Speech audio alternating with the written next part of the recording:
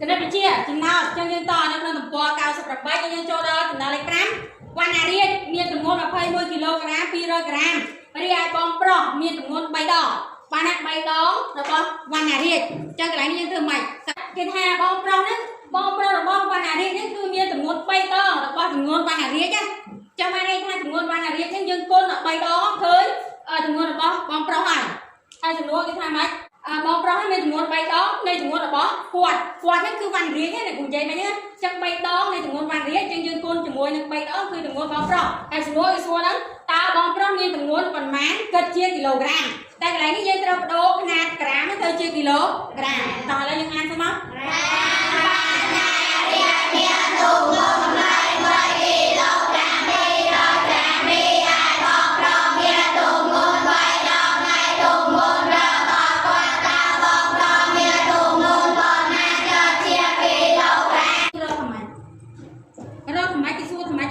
គេសួរថាតើបងប្រុសមានទម្ងន់ប៉ុន្មានគិតជា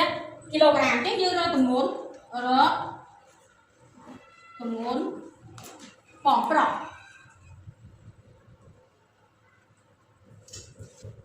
រកទម្ងន់បងប្រុស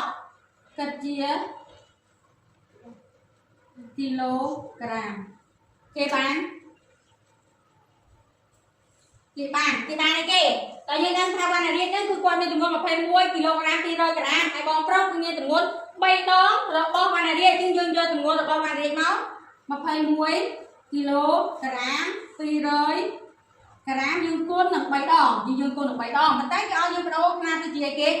គីឡូក្រាមអញ្ចឹងយើងកន្លែងនេះយើងត្រូវបដូរក្រាមសិនយើងអត់ទាន់គុណទេយើងបដូរទៅជាគីឡូក្រាមហើយយើងគុណសរុបដោយយើងបញ្ជាក់កន្លែងហ្នឹងមកដោយ1គីឡូក្រាមហ្នឹងស្មើជាមួយនឹង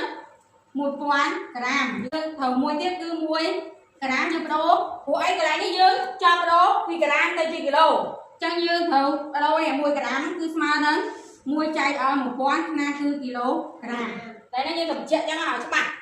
តមកនាំឲ្យ21ក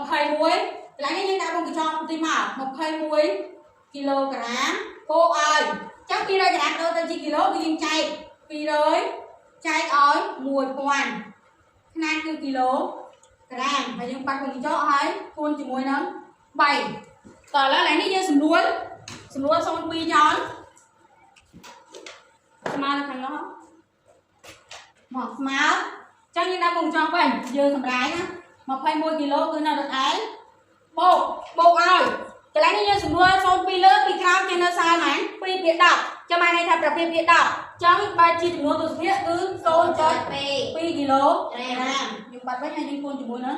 3ហើយយើងបូកនៅក្នុងវងកញ្ចក់មក21គីឡូក្រាមបូកឲ្យ 0.2 គីឡូក្រាមគឺបានណា21.2 គីឡូក្រាម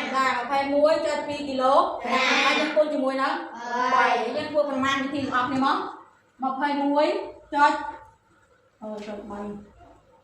2คูณនឹង3កន្លែងនេះយើងคูณឡើងហ្នឹងក៏ដឹងដែរតាមយើងคูณមក3 2ដង5 1 3ម្ដង3 2ដង1ចុចមាន1ចឹងចម្លើយគឺ63.6គីឡូក្រាមហ្នឹងគឺជាទម្ងន់បងប្រុសរបស់គាត់ហ្នឹងបងបានរៀននេះគឺមានទម្ងន់ 63.6 គីឡូក្រាមដូចនេះបងប្រុសមានទម្ងន់ដូចនេះ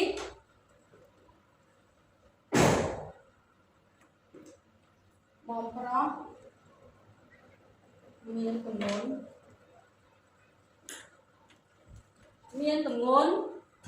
63.6 គីឡូក្រាមចាគុណ